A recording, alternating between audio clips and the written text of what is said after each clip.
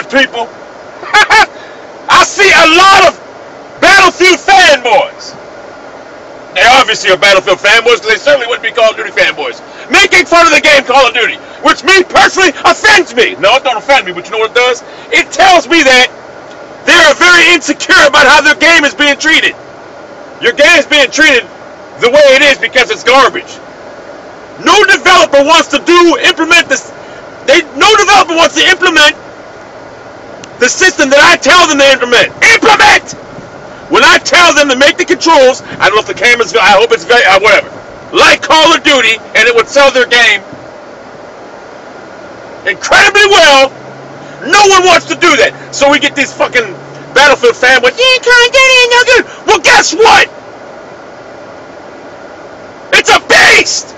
It's a beast! Look at that, they're tearing down Circuit City over. Anyway, damn, they're tearing that shit down. The bottom line is,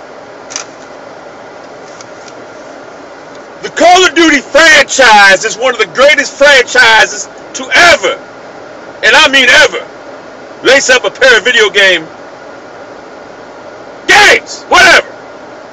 It is easy, and there's a reason why Call of Duty is so successful. And it has a lot to do with the control scheme, the schematics of it, but the controls. When you get on there and you play with that game, the controls, they're very fluid, fast twitch shooter. That's why no one wants to feel like they're in quicksand.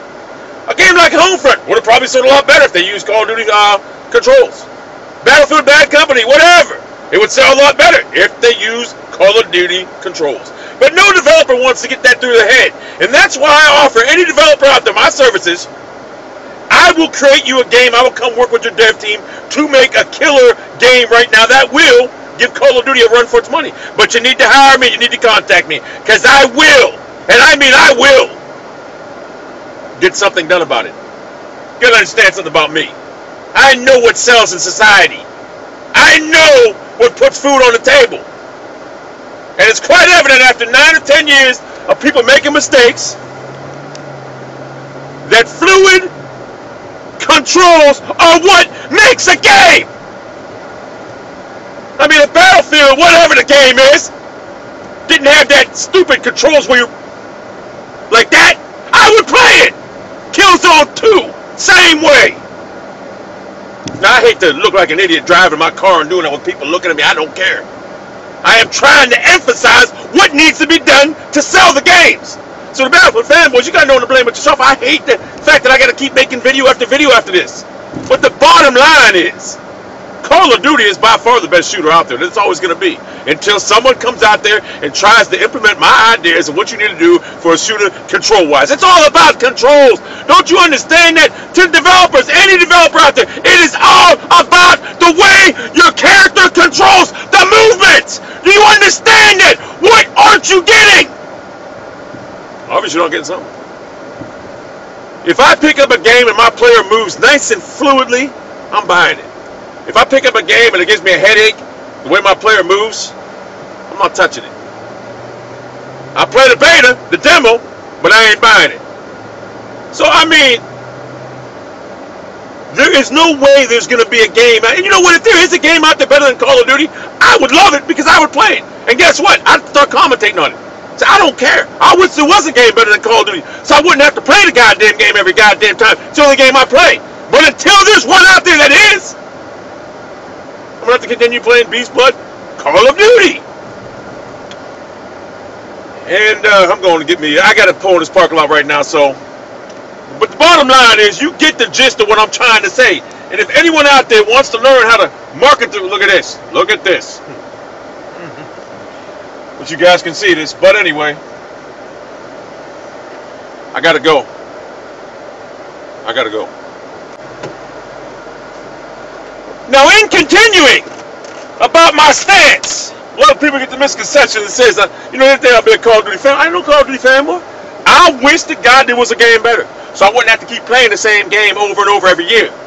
So it'd give me more time to take off of work too, because I always take the day Call of Duty comes off out. I'll take that day off work. Well, if they got better games out, then I can take more days off. You see where I'm coming? That's what I do. But for some reason, you know, game development developers been doing this kind of stuff for years. I just started playing games in what, 2002, whatever, 99, 12 years. And I already know this stuff. But these developers been developing games for 30, 40 years now. Well, maybe not that long, but you know what I'm saying. So, God, I wish I had my iPhone 4 for this video. Because at least I can edit the stuff out that I don't want, like when it cuts out like this, that, whatever. Plus, it sits in a visor a lot better, too. I might be up here. I don't know. The bottom line is, I told Killzone 2 how to sell their game. And you know what? If Killzone 2 would have had normal controls, I would have played it. Now, they made an increase on it a little bit. Battlefield, I played Battlefield, whatever the hell that game was. And let me tell you something. When you play Battlefield, it's like you're sitting in a quicksand. It's like you're running on nerve gas the whole goddamn time. Don't want it. Can't do it. Can you dig it? Cyrus. But anyway, I've given every dev out there the proper tools, how to sell a game, how to make your game sell. When is someone going to take my advice? When is someone going to say, you know what, let's make our controls nice and fluid and quick twitch, whatever. When are they going to take my advice? When you do that, guess what? The zeros start picking up. 1 million, 2 million, 4 million, 20 million, 30 million. That's what happens. But, apparently, people are hard-headed. I am. But, if I found a way to better myself in the business world, I take the advice, and I do it.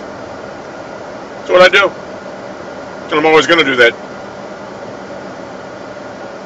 So, I'm sorry, Battlefield fanboys.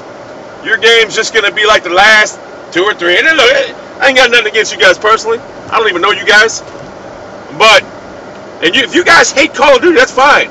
But there is a reason the game is so successful and sells so well. And I know people are going to sit there and say, well, it sells so well because it's such a noob shooter. Noob shooter? Who gives a shit? So it's a noob shooter. I don't give a shit. That's a noob shooter, and guess what? I like it. I like it. Maybe if Battlefield made a noob shooter, you would have a lot more people online to play, and consequently the games would be fun because everyone would be running around rather than sitting there in a cave, sitting in a building, whatever. How they play that game when they just sit there and camp and snipe, whatever. That's all they do. But eventually, someone will listen to what I have to say. And believe me, if Battlefield comes out and the controls are to my liking, whatever, quick twitch, whatever, I will play it and I will like it. But I'm afraid that it's going to be the same old sluggish movement. I fear that. But anyway, your car got nothing for mine, son. You got a Jeep, I got a Beast. It's the bottom line. And you got a Cavalier with your exhaust cut off, you sound like a nerd.